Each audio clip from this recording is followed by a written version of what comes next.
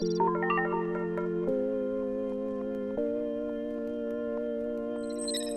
New Garden is a podcast on technological power, promise, and peril.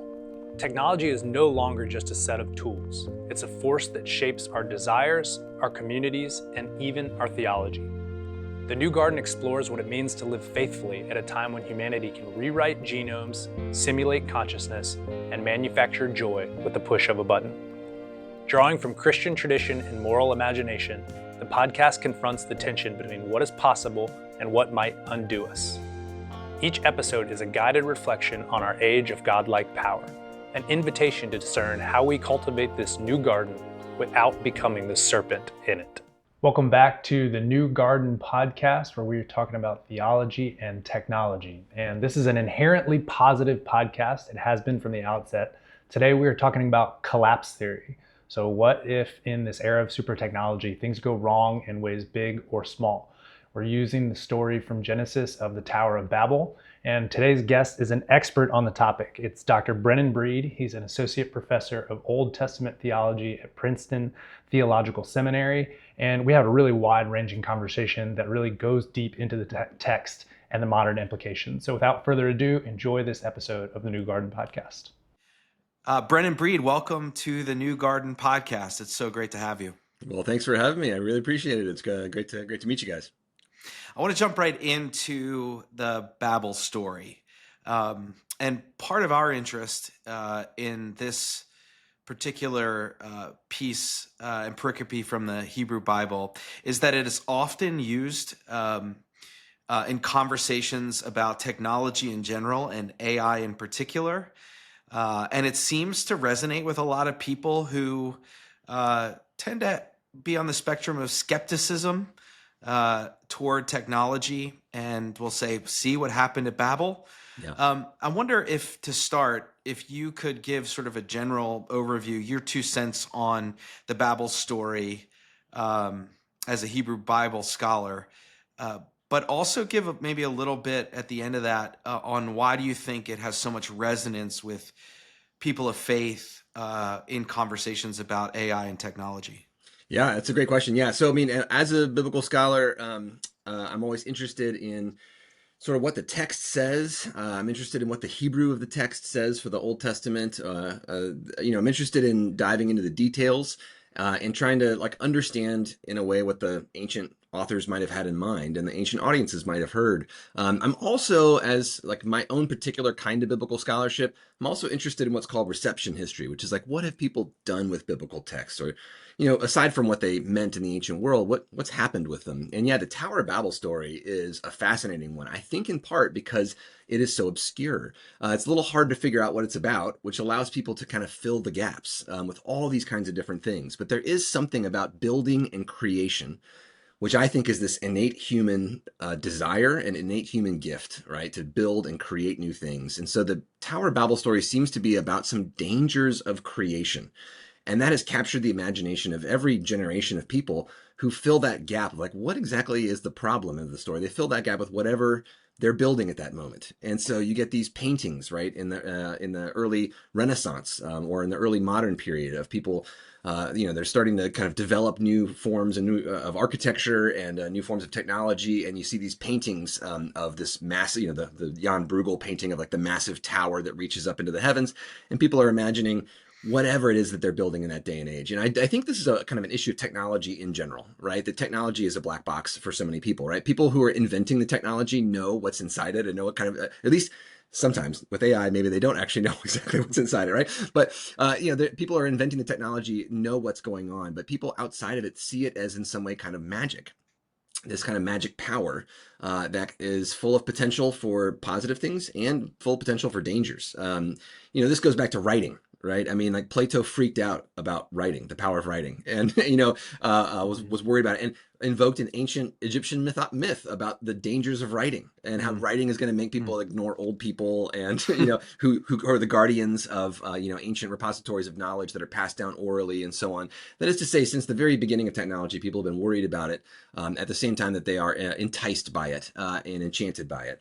Even metal smelting In the Old Testament, metal smelting is seen as a magic technology. And we can see it in other cultures like Egypt, and we can see it in the Canaanites, we can see it in the Mesopotamians. They saw iron smelting and metal smelting as something that was mystical, because you took this thing and you heated it up and it changed. It was hard and you couldn't change it, and then all of a sudden you could make it into these shapes. And there were actually peoples who specialized in iron smelting, metal smelting, and copper smelting, and so on. And these people really were nomadic people, and they guarded their secrets. So that is to say, we've got this really long-lasting tradition in human culture that spans every human culture that we know of being enticed. And the Tower of Babel story, I think, encapsulates all of that, but also makes it so ambiguous as to invite the participation of the interpreters in each age.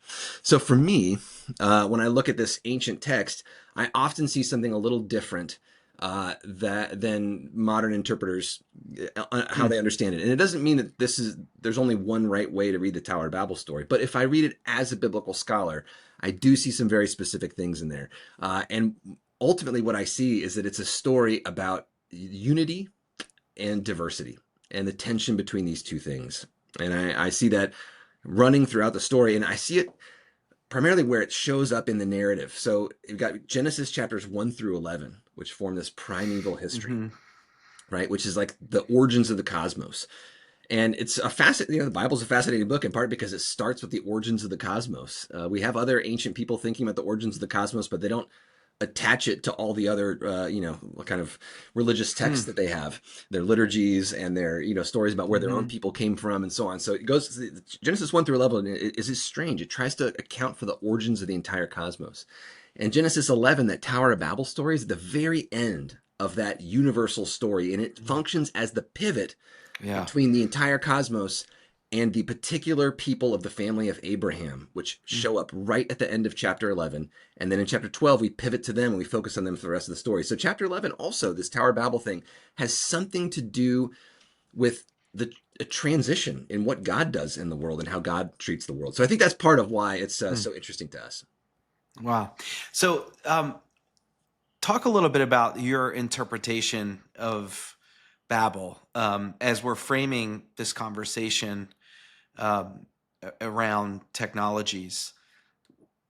What's the takeaway from Babel, in your opinion? I know, and I appreciate you saying, there could be multiple interpretations of these texts in different times, different places. But today in 2025, Brennan Breed's interpretation of Babel, what does it mean? So if I'm looking closely at the Hebrew text, I start out and I say chapter 11 is weird. It's weird because chapter 10 came just before it, is all about how the world became diverse in its cultures, and even says many times its cultures and languages, and how the people were spread out. And we saw at the very beginning of Genesis 1, right? I mean, God said to the people, be fruitful, multiply, fill the earth, and so on. So this idea of filling the earth and kind of going throughout the earth seems to be a divine blessing. It's not even a command. It's a good thing that God wants for the world. And Genesis 10, after the flood, shows all these people spreading out throughout the world, all the children of Noah and the descendants of Noah. And it uses this word, they spread abroad. This is in verse 18, they spread abroad. Well, that word is exactly the same word that's used twice in the Tower of Babel story about what the people are scared about, why they built the tower in the city, but then also about God's what's often understood to be a punishment. God spread them abroad and mixed up, or sometimes translated, confused their languages. And so what we often look at in the Tower of Babel story is we think it's a punishment, like that people did something bad and God punished them. But I think if we look closely, we see, in fact, that what God did was do the thing that God had wanted to do all along, which is to bless them. And so if we come to the story with that interpretation, kind of that end in mind, we start reading Tower of Babel, it skips from everyone being spread abroad, verse 32. Everyone is spread abroad with all their languages around the world, and that seems to be a good thing. And then chapter 11, verse 1 says, now the whole earth had just one language and the same words. This doesn't work, right? It's like a disconnect, right? There's some sort of non sequitur here. And I think the authors of the Bible, the editors of the Bible, were using, in a way, ancient stories and composing them and putting them together in artful ways, sometimes surprising ways. And so they were really smart, these editors, these ancient people. We think of ancient people being stupid or something, but they didn't know about technology or something. But they actually were really smart, and they were really good listeners and really good interpreters of language. They could listen to long chunks of language and really listen very much more carefully than we can today. So they would have noticed immediately this disconnect. Wait a minute, the whole earth was spread abroad and now we're back in one place in one language. I think the Tower of Babel story really functions as a parable in the same way that I think Jesus told parables, meant to make a point. And in a way, like the strangeness of the story in Jesus's parables, sometimes they're like almost impossible, but that makes the point. Like the point is to kind of make you think about this alternative, what could have been or what could be. And the Tower of Babel story shifts from everyone being spread abroad to saying, okay, what if everyone lived in the same place? And they all had one language. In the Hebrew, that's one lip. Lip can mean language, like tongue, like a tongue can mean language. It's like a metaphor. But one lip is a weird way to say it. You'd say like the lips of all people or something. But one lip means like you can't talk with the one lip. It doesn't work. And they all had one lip and one's words is what it says in Hebrew in verse 1. And it's like the plural of the word one, one's words, which doesn't make any sense. So Genesis 11:1 starts with this nonsensical language, and it's almost like baby talk. What we imagine this is saying is that they all had one language, like one way to speak, and then they all said the same words to each other all the time, one's words. And the rest of the story of the Tower of Babel actually uses very few words, whereas the rest of Genesis uses lots of words. It's a very artful language. But we use like baby talk in Genesis 11. I think the point is that everyone gathers together. What if everyone gathered together in one place and all just always said the same stuff to each other all the time? Everyone had the same thoughts. This total homogeneity of thought, total perfect communication, which means that no one's actually different. No one's thinking anything different from you. And they say to each other in verse 3, come, let us make bricks and burn them thoroughly. But in the Hebrew, that says, let's brick bricks and burn them. And it's using the same words over and over again. Like, let's bake bricks. Sometimes people would translate or something, but like, let's brick bricks and burn. And they're baby talking each other. They're all saying the same thing to each other. And I think this is telling us about this dangerous impulse that humans have had throughout history. And we see people in the Bible have it, leaders in the Bible sometimes. We see in the Christian community, many people have this. And I think it's a demonic impulse, which is to make sure everyone says the same thing all the time, to make sure everyone is exactly the same. And these folks try to build this city and a tower so that they won't be scattered and so that they can make a name for themselves. And I do think that a lot of the time when we are trying to make sure that everyone thinks and says the exact same thing as us, ultimately this is our narcissism. This is like, we can't deal with other people being different from us because that would in some way threaten us. This can happen at an individual level. It can happen in an institution. It can happen in a community. It can happen in a nation. It can happen globally. Trying to make sure that everyone does and says the exact same things as us because it terrifies us that we might be different. This does allow us to do things. We can accomplish great things if everyone says and does exactly the same thing. But there's this underlying weakness or kind of poverty of imagination, and it can lead to terrible things. So my examples from this would be the great dictators of the 20th century. You take your Stalin, Hitler, Pol Pot, etc. These folks who wanted total homogeneity of thought. Anyone who thought differently was going to be eliminated.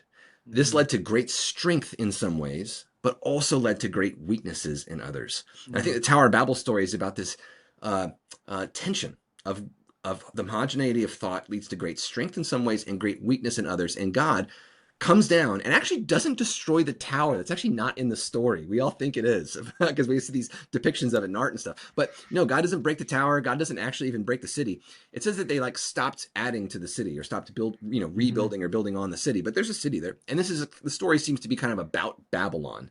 So the Tower of Babel, we say Babel and we mean nonsense. The word balal in Hebrew means confusion or mixing. It really means more like mixing up. And this is used to make fun of Babel or Babylon, which was a city that used its imperial power to try to create homogeneity in some ways. And because Jerusalem kept sticking out and the Jews kept being different, they demolished the city of Jerusalem and they send the people into exile.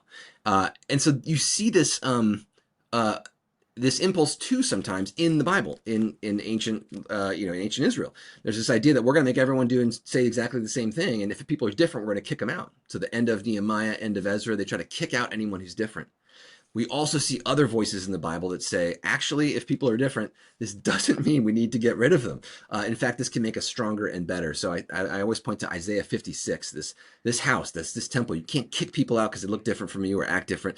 This house is a house of prayer for all peoples. God says. Yeah. So I think that's ultimately what the Tower of Babel story is about.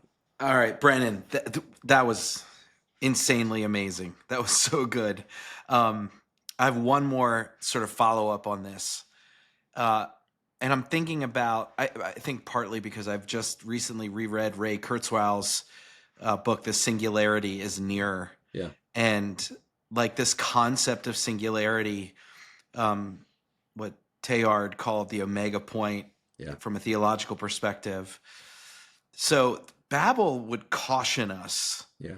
towards like maybe transhumanistic pursuits, maybe have a critique of futurism, and certainly something to say about singularity, right? Yeah. Where all of this, every human biology and technology converge in this single aspect of existence. So from today's vantage point, you would see Babel as a critique of that, or am I putting? No. Am I? I think very much so. It's a critique of, and so today we have our own ways of thinking about this total unification of all things in some way, or unification of the human soul and technology and whatever, our brains, and the unification of our culture, of our economy, this total unification, which there is some interesting idea there, right? There's some cool stuff you might be able to do. The caution of Babel is that God has designed this world, not just humanity, but the cosmos, right? God has designed the cosmos to have difference within it. And that this difference needs to be retained in some way. So at that end, when God scatters them abroad, in the Tower of Babel story, this is verse 9 of Genesis 11, God scatters them abroad. That's that same word that was used to talk about like this good thing that was happening with the people in chapter 10. And it fulfills this mandate that God has to be fruitful, fill this earth, like scatter around, and we look at Genesis 1, and Genesis 1 is all about this diversity of creation. God creates these different spaces, light and dark get separated, and you can't just collapse it into one thing. Or there's earth and there's sky and there's sea, and they need to be different. And there's different creatures to fill these spaces. And one of the things you see in Genesis 1 is there's these 7 days of creation, right? The first 3 days are building spaces for light and dark, but there's nothing to fill them. God doesn't create the sun and moon and stars yet. There's just space. And then day 2 is this space of the earth that has land and sea and sky. And, you only start to get stuff to fill the spaces on days 4, 5, and 6. And God fills these spaces one by one. God fills the skies, then, the stars in the sky, and then God fills the sky, So that is to say that I think the point of Genesis 1 is that everything on earth has had this place made for it, that God has prepared in advance. And when we try to steamroll spaces, right, and make everything the same, we in some way are undoing God's plan. And I think from a scientific perspective, we can say, look, resilience theory, ecological theories, right? We look at when you have monocropping, or you have like monoculture of any kind, this is going to weaken a system, right? All systems are weak when they become singular. So when you only plant one crop and you get a blight, you're done. You're dead. When you take an ecosystem and you take out all of the insects or something, right? Actually, you've gotten rid of all the pollinators. When you need these different pieces to work together, and I think we can say that about people too. So in the Bible, we have this constant back and forth about people who want to make everything kind of the same, and then people who say, "Gosh, the difference that God has made for us actually is positive and is generative and creates new life and new opportunities and new possibilities." So we think we come to the end of the Tower of Babel story, and there's all these different languages. And then we come to Abraham in chapter 12 and Sarah. And these people are chosen not to get rid of these differences. And it says in chapter 12, this is the call of Abraham. And I think, honestly, Genesis 12, there's kind of two parts to the Bible, not Old Testament, New Testament. I think there's Genesis 1 through 11, which is this stuff about all the world. God tries to fix the whole world at once. And then Genesis 12 all the way to Revelation 21, where God is trying to fix the world through this one family, through whom Jesus comes. And so Genesis 12 is this pivot, and God says to Abraham and Sarah, "Go away from your father's house in this land to this other land that I'll show you, and I will make of you a great nation. I'll bless you, make your name great." And in Genesis 11, what they wanted is to make their own name great. God says, "I will make your name great." So God does all this, right? God calls us into things that will make, kind of through God, our name's great. But then I will make you so that you will be a blessing. And at the end of this, verse 3, so that all of the families of the earth shall be blessed. So there's not going to be just one family of the earth. So this diversity and unity thing, like we're all going to be one, but at the same way, we're not going to get rid of our differences. And so this is what I think leads us into kind of the New Testament and what Jesus does. And in Pentecost, and when Paul says like there's no Jew or Greek, I don't think he means that like you can walk around the street and be like, I don't see Jews or Greeks, because there was a difference, a functional difference in culture.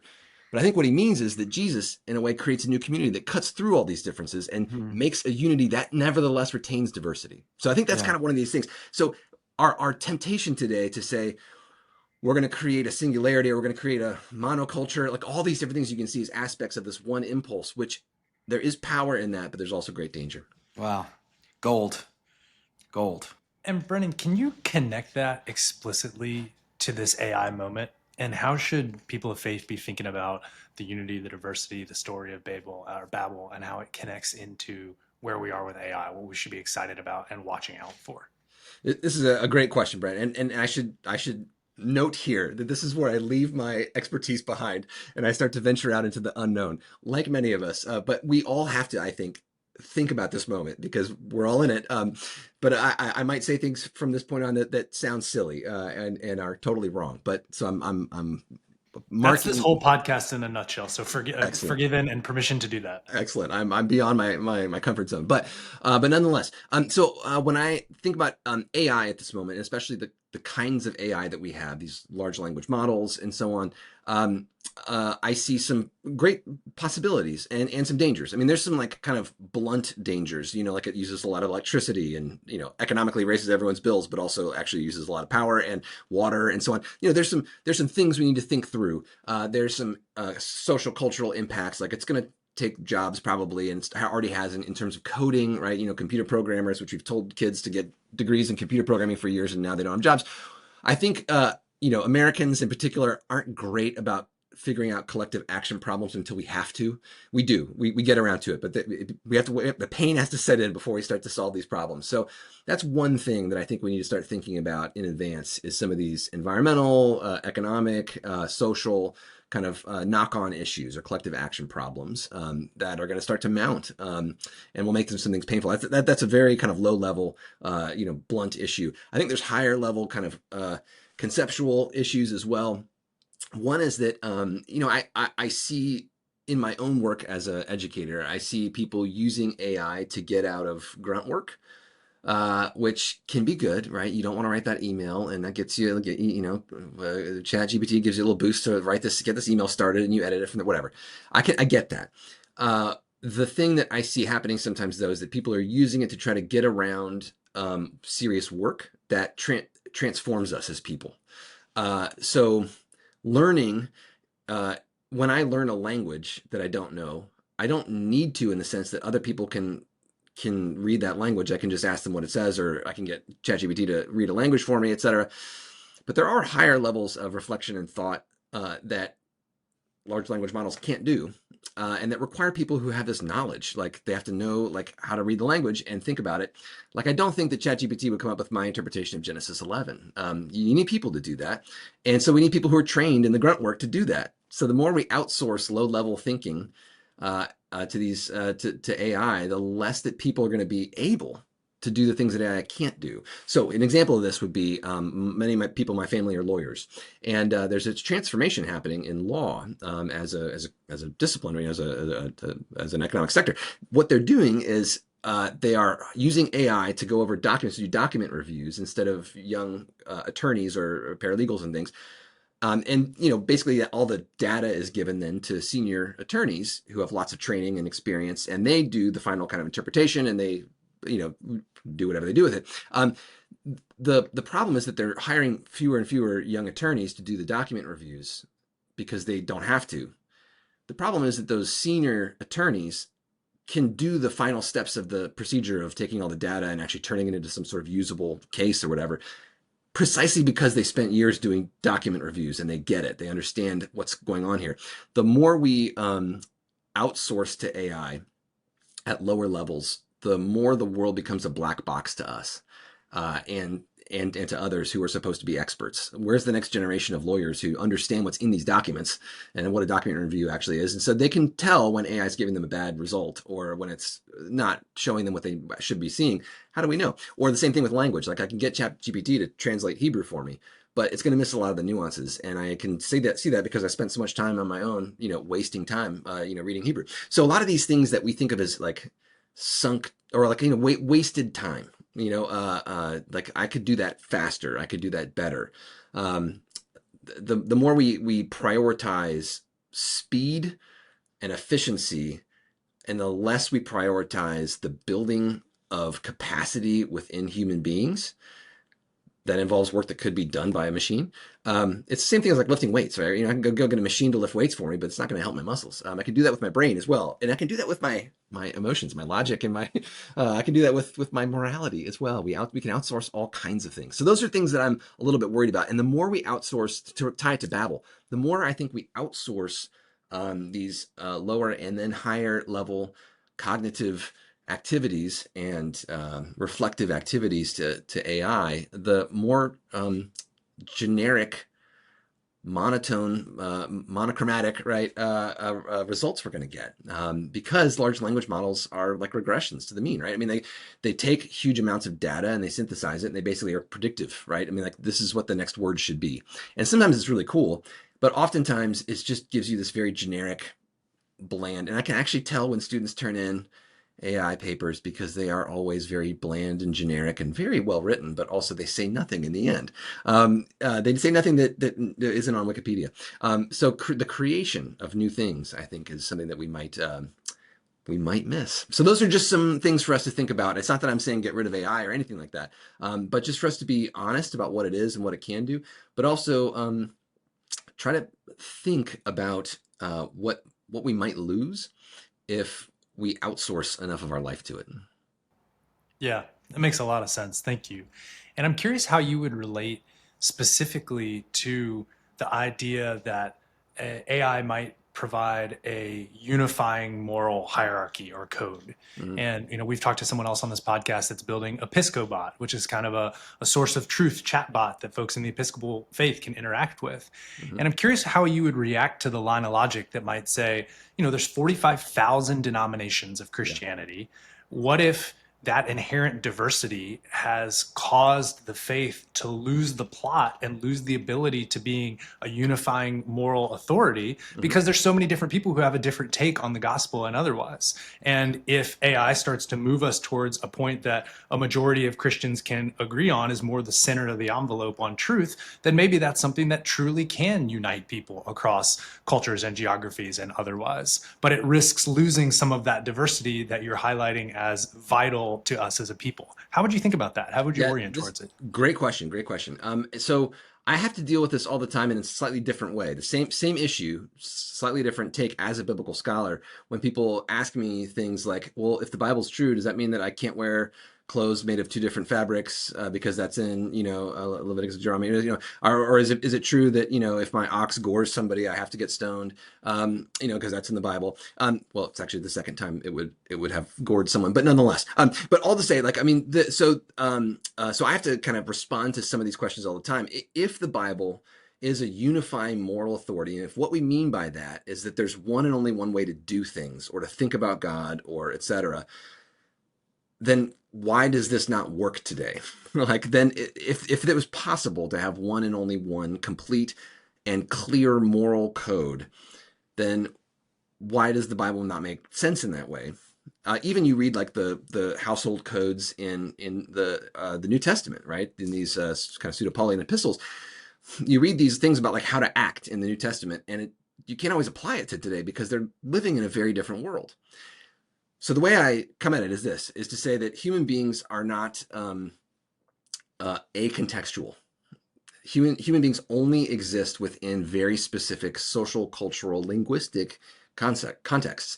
And so when we interact with someone else, we have to take into account their context and where they come from. I can't just be like, that person speaks English, I understand perfectly what they say.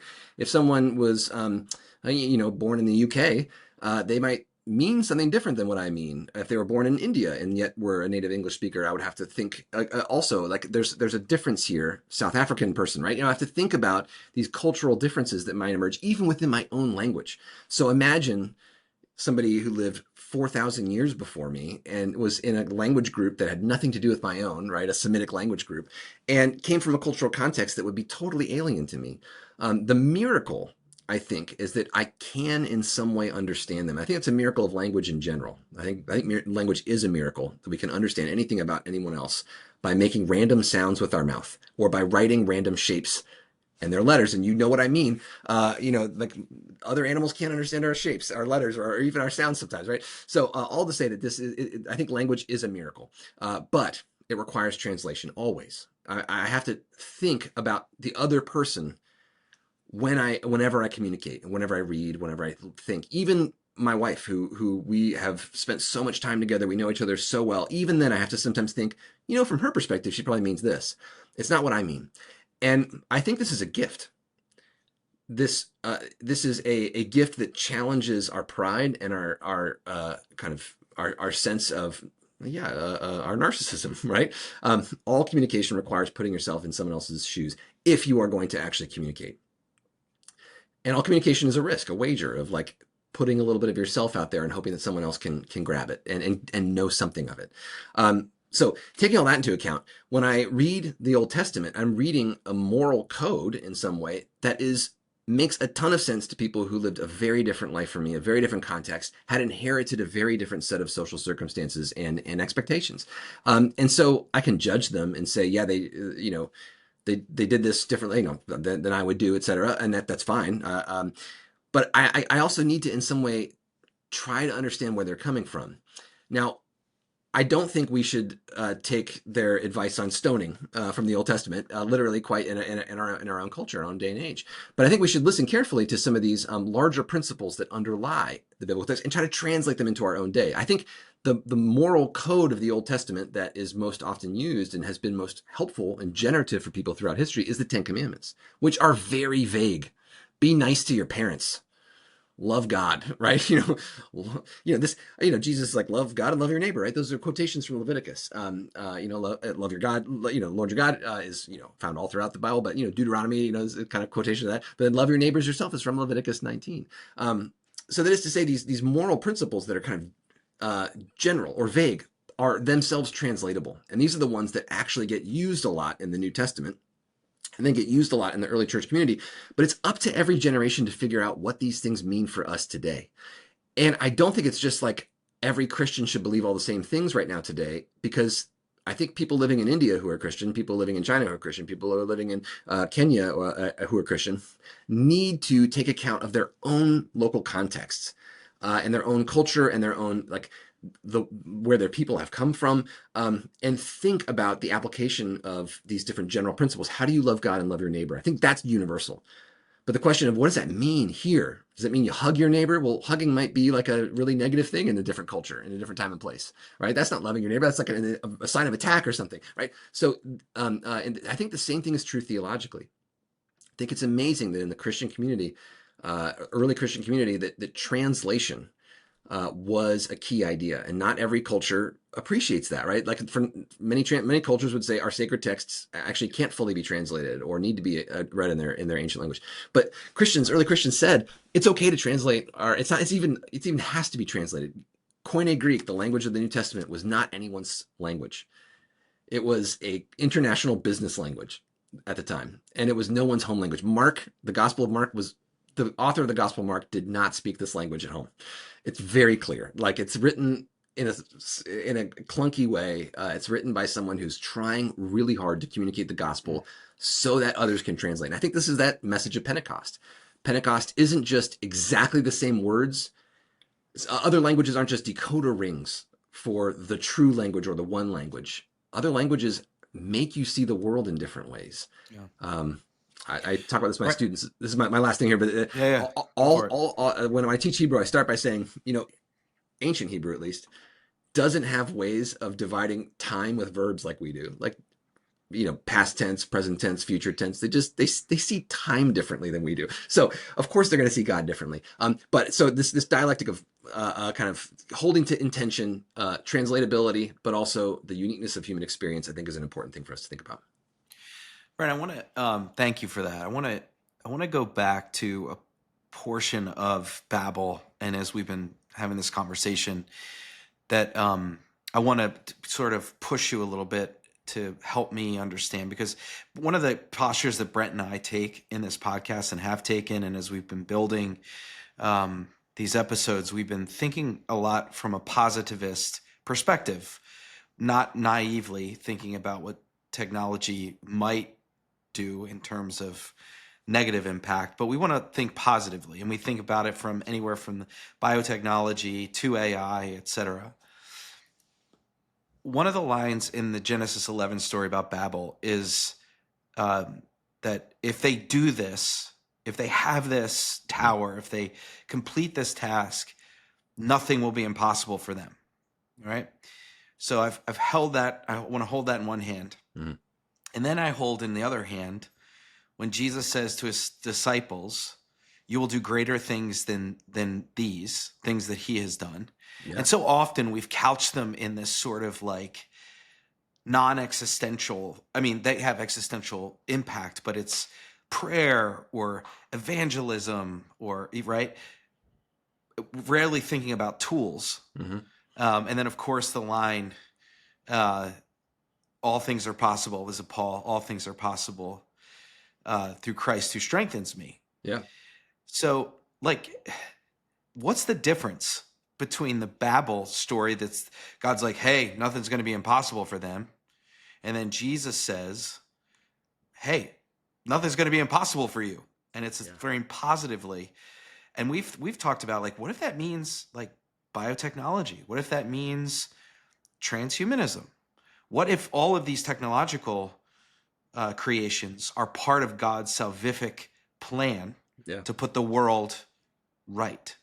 Great question. Yeah, and so the way I would go at this is to say Genesis 11 versus Genesis 12. That's the difference. Genesis 11 is all about the people themselves trying to build really a monument to their own name so that their own name is great. And the way God phrases that is that nothing that they plan to do will be really like withheld from them. So in other words, like the impossible is another way to put that in English, but like, they'll be able to do whatever they want to do. And if we look at Genesis 12, God says to Abram, go from everything that you know, and I'm going to do these things through you. Now, Abraham has to step out in faith. Abraham has to go do these things, and it's scary, and often he feels like he's doing them alone, or with Sarah, right? You know, Abraham and Sarah like go together, but at the same time, they feel like they're treading out into the unknown, and God meets them at these places, and obviously God is kind of calling them, and God is preparing the way, and God meets them and does these things that preserve them, but it feels like they're on their own. But the difference is that it's God's plan versus the plan of these people. That is to say that the plan of the people of Babel. And the plan of the people of Babel is to make their own name great. And God's plan is to put these two folks in very dangerous situations for the blessing of the world. We could say the same thing about Jesus, right? All things are possible through Jesus. But also he says, I'm not going to do everything. I'm not going to do everything because I'm going to do the will of the Father who has sent me. So yes, if we get together and we homogenize and we all put all of our efforts and energy into doing something, we can probably do it. The question is that what we're supposed to do? What are the knock-on effects of that? Is this the call that we've been given? And I believe fully that like there is a vocation, like God has called us to do something. And I also believe fully that like, you know, the people who practice medicine have a call to save lives. I think that's a call. God's given them a vocation, a call. You know, so the invention of technologies to save lives is itself part of God's plan. I think like there's a call, there's a vision for that. The question is that the kind of discernment work that we tend to do when we invent new technologies, at least in the 20th century and the 21st century? I think the guiding principle for us is market share. It's you know, every quarter, it's like quarterly returns really, or quarterly stock, dividends, whatever. That's what we're looking for. That's the guiding principle for us at the moment. I don't labor under the illusion that I can get everyone to think that discerning God's call is going to be what all sectors of the market need to do. But as Christians, I think our role in the larger economy in the United States and in the world could very well be for us to try to discern, like, not just what has good effects or bad effects, right? This thing saves lives, this thing doesn't. But for us as Christians to really ask that question and to pray and try to discern amongst ourselves, what is God calling us to do? And how, instead of just let's pursue these gains at all costs, instead to think, how do we develop technologies in ways that seem to, not just morally do good things, but really do what we've been called to do. I mean, we only have so Yeah. many hours in the day. We only have so many days in a year. Um, we only have so much money. What are we going to do with this stuff? So that's, and I don't know that we're doing that work that much. Mm-hmm. Thanks, Brennan. Yeah, I mean, I think part of this and why we want to have these types of conversations is even to surface the type of work that we do need to do. Yeah, So I appreciate you saying that. yeah, yeah. And I want to shift us to the concept of collapse. Mm, And you mentioned some of the issues, economic systems might need to evolve. Are we using our energy? Are we ready for collective action problems in America? And Tony said it, we're positivists when it comes to AI, but also yeah, it's scary. And yeah, on the one hand, you've got your big extinction level threats that you can't ignore that the media is talking about and that maybe we need to consider. yeah, But even if it's not, runaway AI that wipes us out, it might be systemic collapse. yeah, Institutions failing. What if the grid goes down? What if the markets just aren't what we trust? yeah. And I'm in a book club and we just read The Psychology of Money, and we were talking Oh, about how good book. folks in my generation, they're told, max out your 401k, stay the course, be invested in the market, and you'll get there. The 401k was introduced in 1978. Yeah. The concept is not even 50 years old. Mm-hmm. And so there's just a possibility that things change radically and we just get this destabilization compared to what we've adopted as kind of the gospel truth of how things work. Yeah. And so I think, while we want to be positive, we can't ignore the fact that it's unsettling the time that we're in. And what should people of faith do with those looming possibilities of collapse? And how should we orient towards them, especially in this technology moment? Great question. Yeah, and I mean, I certainly don't have the answers, but I think there's some things we need to think about. I mean, one thing is that I mean, if I go back to like kind of resilience theory, the more, or I should say, the less diverse an ecosystem is, the easier it is to collapse. And I think that's true in every possible way. And of course, I look at our current economic moment and I think, okay, there's like 7 companies that are the economy, that are the stock market. And if you took AI and AI investment out of the stock market, what would it look like right now? And if the American economy did not have AI development right now, what would it be? So there is a fundamental weakness, I think, to the American economy at the moment. And it's a threat. Like we're creating a threat for ourselves by not diversifying investment. And I get that everyone's chasing, the big hit. But thinking about how do we invest in food systems? How do we invest in, our environment so that it can survive another generation of, making food for us, but also that we don't starve ourselves. We don't run out of water. It doesn't get too hot for us to survive. The seas don't rise too much.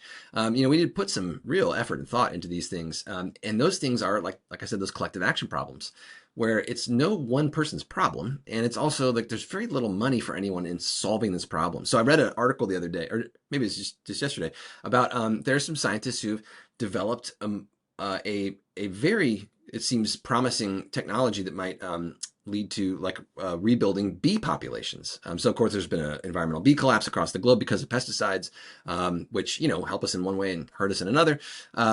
But so the bee population has been hurting for years, and we're losing pollinators, right? You lose pollinators, you lose plants. I mean, we need those to breathe, to eat.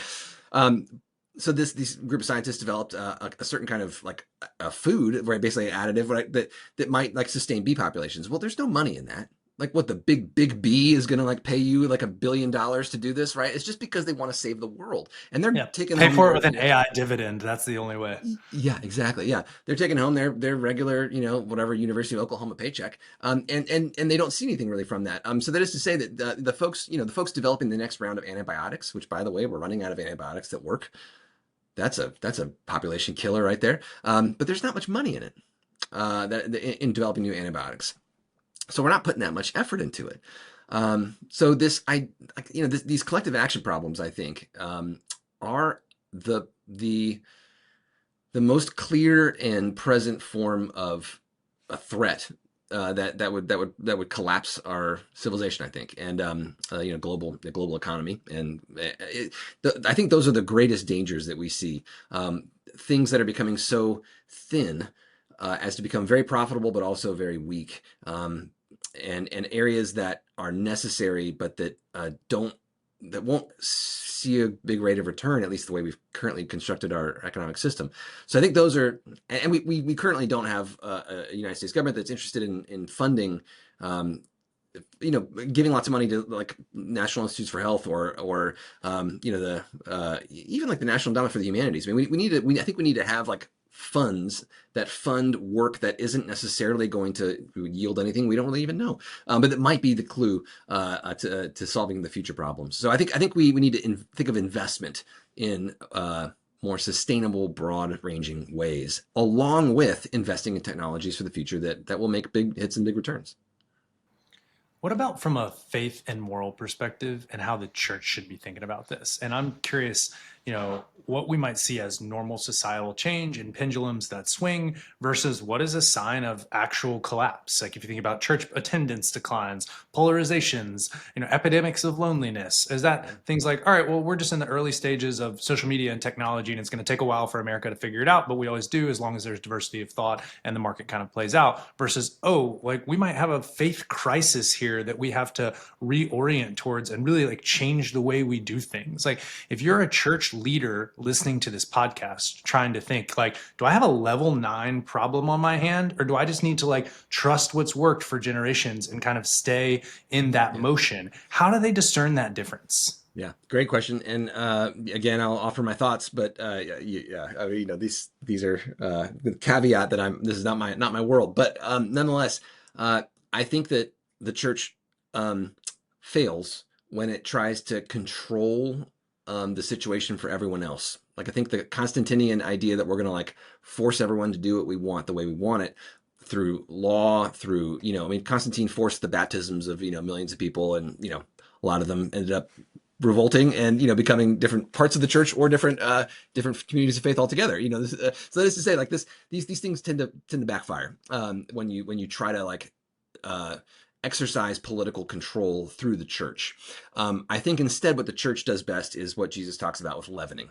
That is to say that the church does best when it advocates alongside and tries to build coalitions with people who might disagree with our matters of faith, but that understand our moral call, and that we can communicate our own beliefs of faith, but also communicate them in ways that invite other people who don't share them necessarily to join with us in coalitions of action. And I think those building of coalitions in a way is the antidote to this kind of resilience, weakness that I see, like this, the kind of hollowing out of communities, and I'll say this about our social media era and our era of technology and things. I mean, I think there are great, wonderful things that have come about through the invention of the mobile phone and the iPhone, the kind of everyone having a computer in their pocket and so on. There's some great things, and there's some bad things too. And I think we see this every single technology that gets introduced that has societal, massive societal impacts. Let's say the car.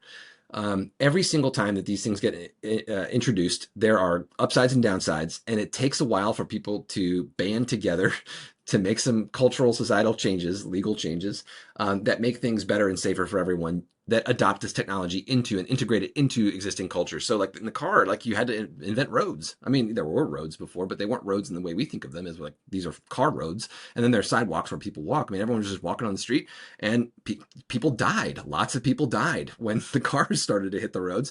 And there was in fact like, a kind of generational, crisis that was faced, right? I mean, same thing. I mean, you can see this with basically every technology that gets introduced. There's problems that emerge, and then society has to in a way kind of grapple with this and ask questions about like what are uses that are positive, what are uses that are negative, and we have to have regulation in some way. I mean, that's a part of human culture. We go back to ancient Mesopotamia. They had rules, right? Everyone's got rules. So the question is, we have to work together with other people in our community, in our world, to try to develop rules that are going to, in some way, help life to flourish.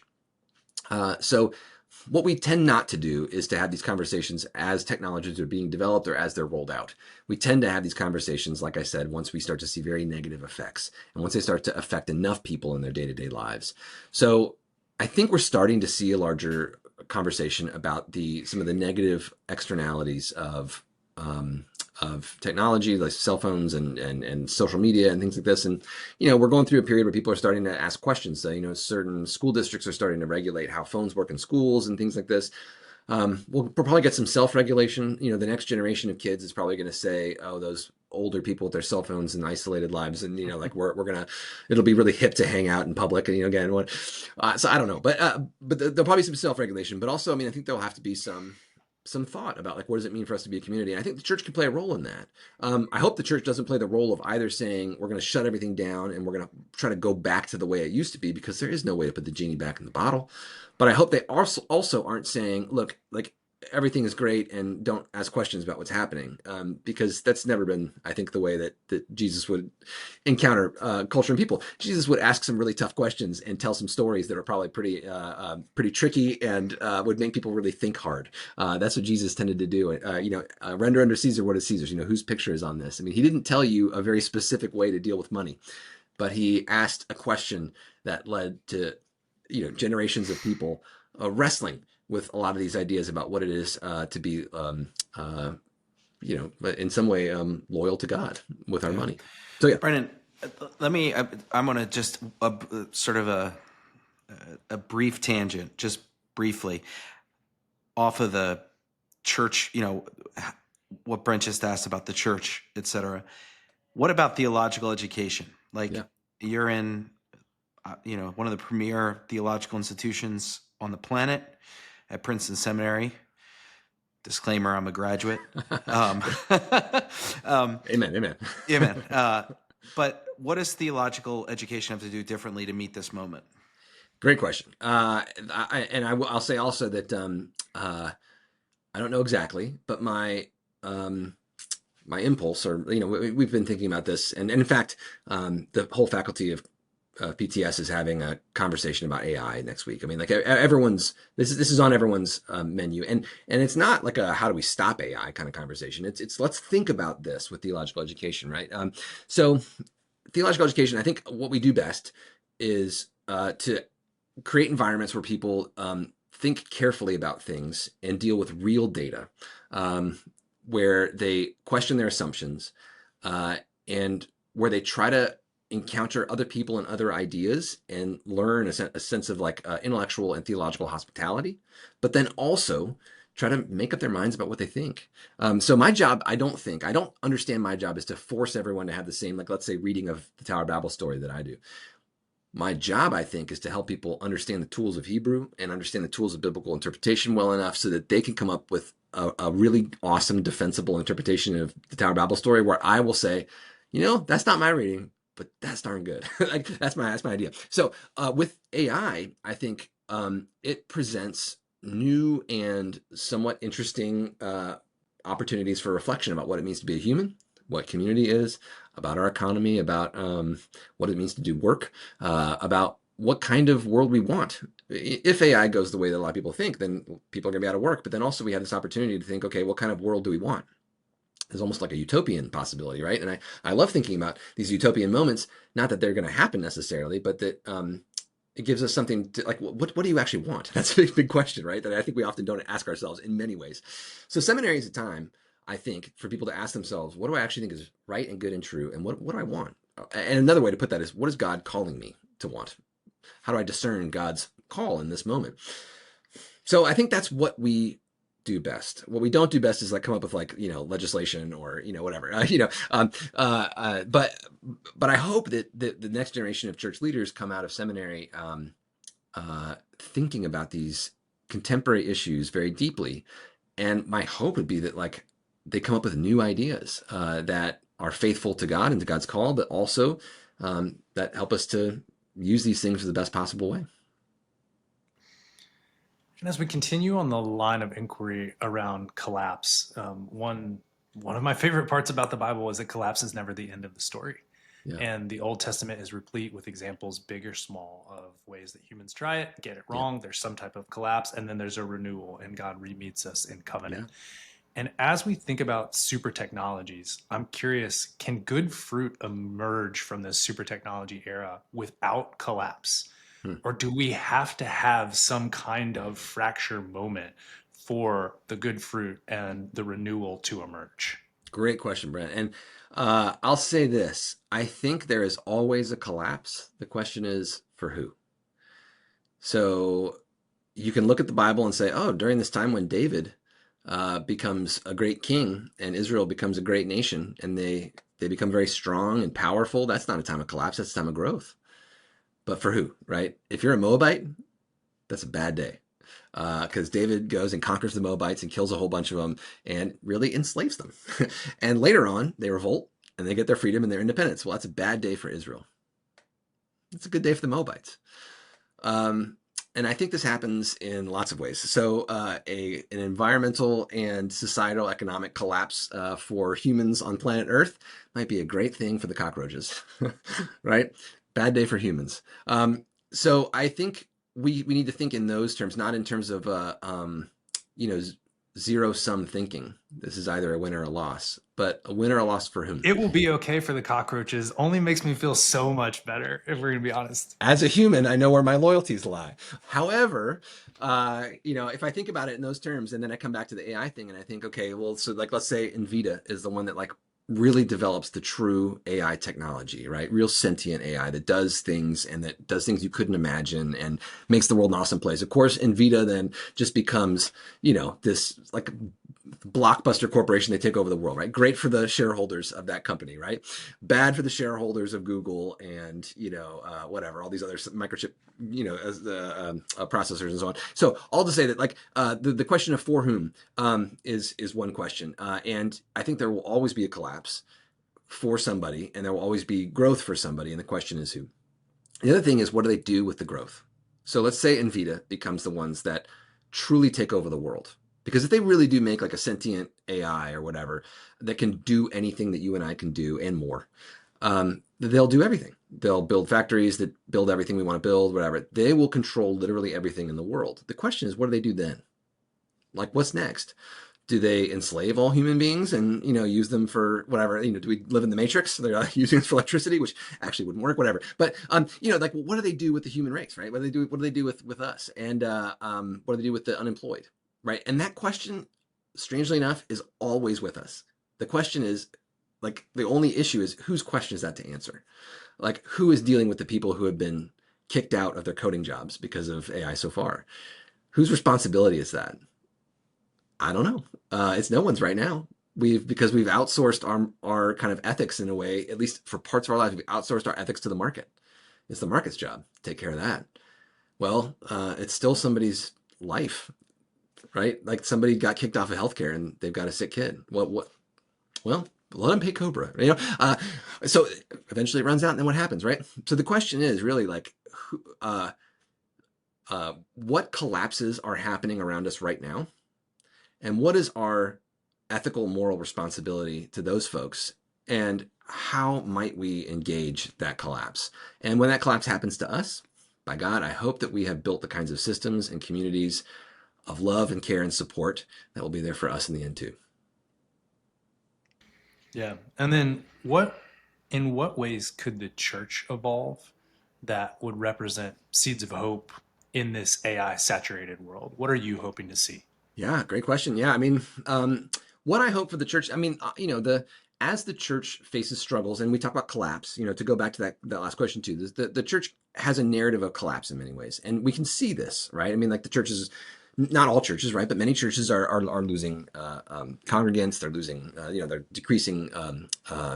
You know, contributions and so on. They have decreasing social influence, cultural influence, political influence. At least some of them. We can see seminaries, you know, have it's varied, you know, but some seminaries are experiencing a collapse of new students. You know, we see this, something's falling apart in some ways. Oftentimes the church's response is to try to make sure it survives, like Noah's Ark. Like, and that's not a bad thing in and of itself, right? That the church survives, I think, would be a good thing.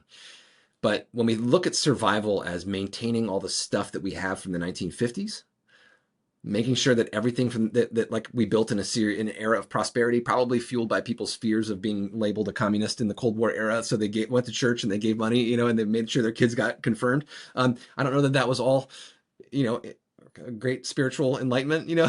So that is to say, like, I mean, as the church becomes less culturally necessary, like you need to get this. You need to be in a church in order to, like, you know, be trusted at your car dealership. You know, like that's not, it doesn't exist anymore. Which means that people who go to church care about church. This can be a good thing. This can be, you know, this is like the kind of collapse that can actually lead to a kind of renewal. You know, as long as the church remains open to new and different forms of community, of worship, of service. I think if the church is committed to doing things exactly the way that it's always been done, I think we have made our church into an idol. We've started to worship that, right? Abraham in Genesis 12 was called to leave everything that he knew and to go to a new place for the sake of the blessing of God being distributed through him to all peoples. And it required a great sacrifice for Abraham and Sarah to be able to do that. But they did, thank God. And this is true also of the disciples who are called to leave everything they know in their nets and follow Jesus. So I think the church might be in one of these moments. Now, there will always be big steeple churches that are a center of community and that do a lot for the local community. And I think this is an important thing. And sometimes people say, oh, those big steeple churches have all this money and all these buildings and stuff. You know what? Those money and buildings do a lot of things for a lot of people. And it's a good thing that they exist, especially if those churches leverage their space, their resources, et cetera, to be welcoming to the local community, to do God's work in the world. But I think also a lot of church communities that are smaller, that have less resources, that have different kinds of congregations, need to be open to God's call to leave the things that they've known, and to trust that God will be with them where they go, and that in fact this will lead to growth and new forms of community. So my hope in this new age is that the church is able to develop new forms of community that aren't just like trying to reinvent the coffee shop or trying to like make people feel like a bad that they don't go to church. You know, not trying to reinvent the wheel, but instead try to think, okay, in this new era, with these new technologies that we have and this new way that the world works with the new generations, right? What is Gen Z and Alpha like? How do they actually want to be in the world? And we don't have to do things that they like replicate TikTok for them or something necessarily, but what would be a legitimate, genuine, authentic way to build community among these people in this new era? And I think that's the call. And what it is, I don't know, but I think it's going to be different. It's not going to be one thing. It's going to be lots of different types and forms of communities of faith that will flourish, and that might even be surprising to us. And we might even not recognize as communities of faith, and we might not even be comfortable with them. But that discomfort, I think, is part of that Pentecost moment. Yeah.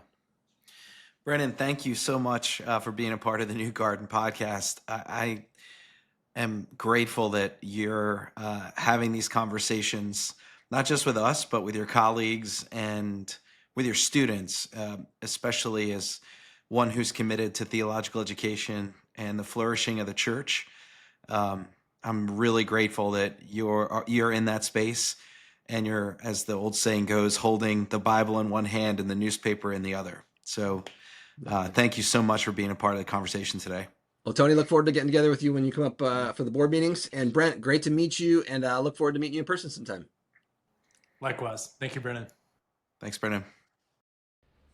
What an episode. Oh my goodness. I was thinking throughout our conversation that I want to re-enroll in seminary just so I can take courses with Brennan.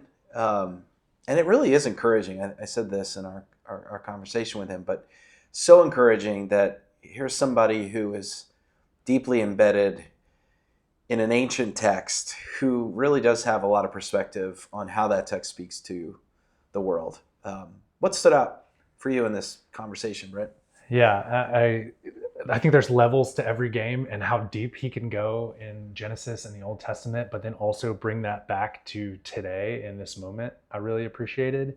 And I think the headline for me was on the inherent value of diversity, and how that is something that allows our systems to be durable, and that diversity and subsidiarism with local empowered people speaking different languages and not having just a unified amalgamation of thought is actually something that strengthens us, and it's something to watch out for in this AI era and be careful about.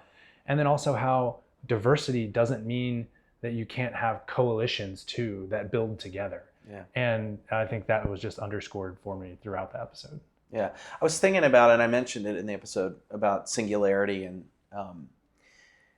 I would think that from a technological standpoint, that in order for us to survive, if the trajectory is singularity, if it is, and we take a positive approach, that we'd have to advocate for plurality within that, that baked into the AI and the singularity, and as all things are merging together, that is there a way, and this is just a philosophical question, I don't have the technical expertise to work it out, is there a way to build plurality and diversity within the singularity?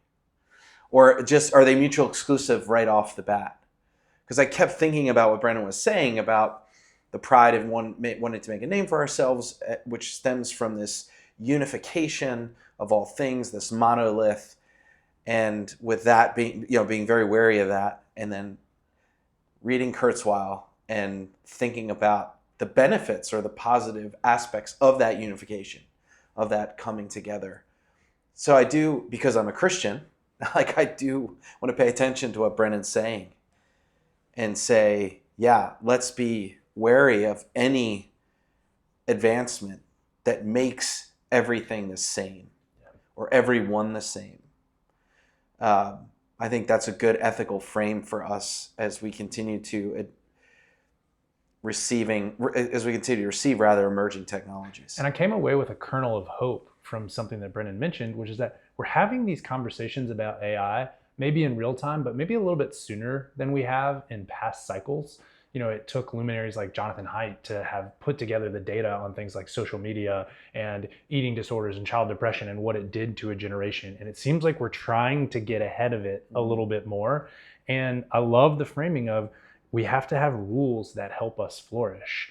And when we're scared over and over as a people, our knee-jerk reaction is to cede power and control to a unifying, centralizing authority. And if we get scared about AI and we cede all of the decision-making power to one or two big companies or centralizing authorities, then that points to that same risk that Brennan underscored, that the less diverse an ecosystem is, the easier it is to collapse. And so hopefully, if we're getting ahead of those types of questions as a people, and there's enough consensus that diversity is important and different viewpoints are important, then to your point, we can build that in from the very outset. That would be my hope. And I think it's also empowering for both lay people and people in churches to say, you have a role as a diverse entity and member of the broader body of Christ, that you don't just cede decision-making and local culture and the flair that makes your positionality as the corner church or the big church in your city, wherever that is, don't cede it to some abstracted, centralized moral authority, but step into your role and your diverse voice in the broader ecosystem. Yeah. And I was thinking about just his perspective, and you talked about the big five companies, tech companies that drive the market, that are, I think I just read recently, last year, $100 billion of investment in AI technology from the big five. I will say that he came off as really skeptical that these emerging technologies, some of them, I know he wasn't talking about all of them, are driven by the market. And I'm not going to be naive and say, oh yeah, he's wrong about that there's a purity there. But I do think there are people, and I'm tying this to something he said earlier about vocation. Like, I think there are people, and if you're one of the listeners who resonates with this, I want to affirm it, like, vocationally feels like they are called into developing AI or developing biotechnologies that help human flourishing. So I want to be clear on that, even though and I know he would have expanded in a positive way on that. My hunch is that let's also leave room vocationally for the AI programmer, the biotechnologist, who has a heart for God, has a call from God toward human flourishing, and believes that their gift set in this space, in these spaces, will help support that goal. Yeah, and I'm also encouraged by the notion that even if some church attendance is dwindling, one thing that might mean is the people who are there care about church, and it's not just the thing that you have to go do before you get bagels on Sunday because that's what everybody does. Yeah, his 1950s version of church.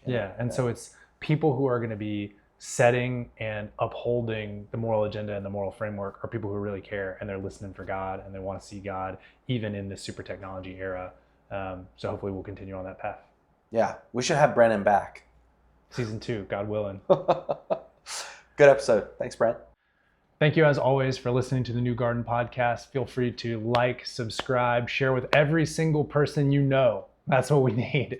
We appreciate you journeying with us. We look forward to being with you for future episodes. Thank you very much. Good luck out there this week.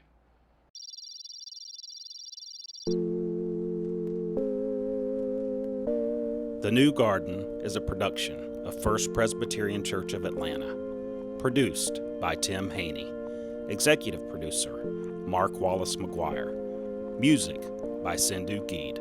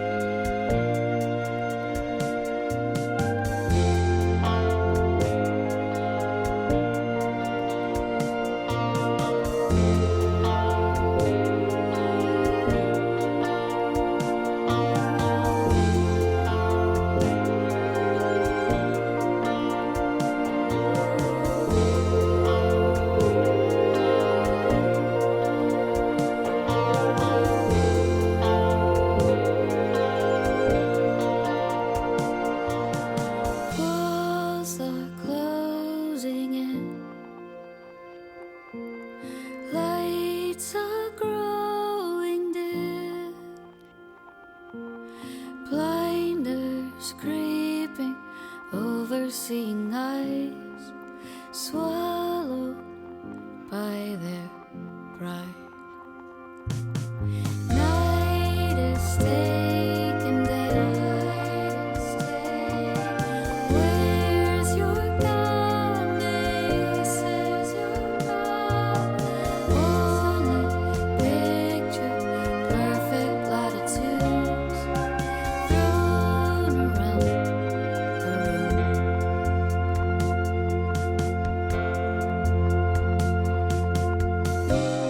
Where are the trees? I know we planted seeds.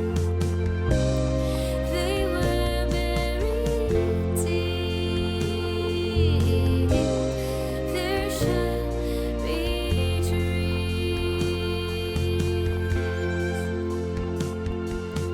Bow our heads to bless. Each one seeking rich, one seeking, hoping, praying for just one to hear. Move out of their fear.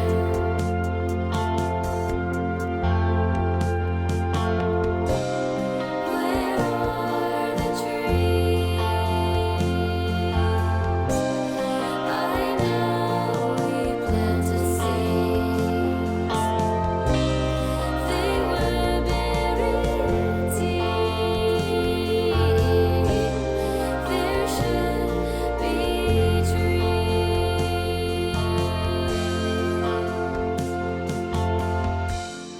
Look around, we're the only ones left,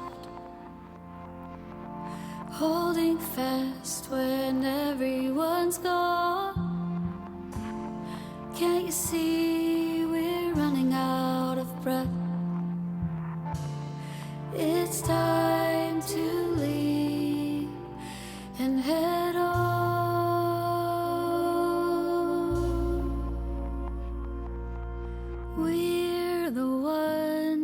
scars, broken, dying hearts, somehow left to carry up and bear.